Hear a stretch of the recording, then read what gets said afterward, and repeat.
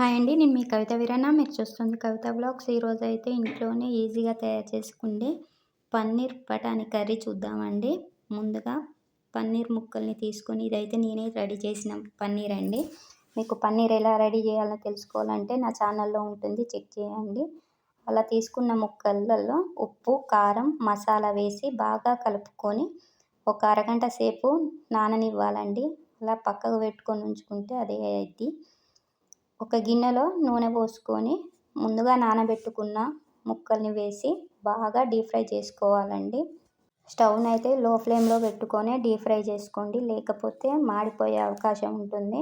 అలా సిమ్లో పెట్టుకొని చేసుకుంటే టేస్టీగా, క్రిస్పీగా మన పన్నీర్ ముక్కలు అయితే రెడీ అవుతాయండి. అలా వేగిన వాటిని ఒక గిన్నెలో తీసుకొని పక్కకు పెట్టుకొని, మళ్ళీ అదే ఆయిల్లో 4 పచ్చిమిర్చి ముక్కలు, 4 ఉల్లిగడ్డ ముక్కలు వేసి బాగా వేగేరాక ఉంచాలండి. అలా వేగిన దాంట్లో 4 టమాటాలు వేసి బాగా కలుపుకొని అవి ఉడికేరాక సిమ్లో పెట్టి ఉడకబెట్టుకోవాలండి. అది బాగా చల్లారాక అందులో కొంచెం పల్లీలు వేయించుకొని, పల్లీలను మనం ముందుగా ఉడకబెట్టుకున్న టమాటాను వేసి మిక్సీ పట్టుకొని పేస్ట్ చేసుకోవాలి.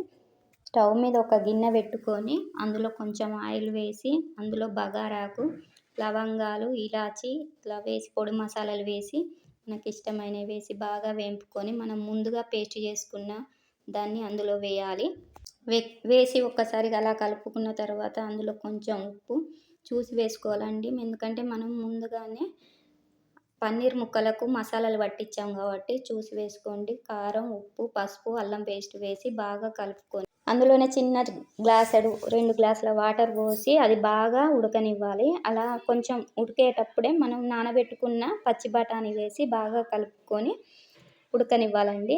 అలా ఉడుకుతున్నప్పుడే మనం వేపుకున్న పన్నీర్ ముక్కలు వేసి బాగా కలిపి మూత పెట్టుకొని ఒక 10 నిమిషాలు ఉడికిన తర్వాత అందులో మనం కసూరి మెంతి బాగా నలుపుకొని వేసుకొని కొంచెం గరం మసాలా వేసి దింపుకుంటే మనకు ఎంతో ఇష్టమైన పన్నీర్ కర్రీ రెడీ అండి.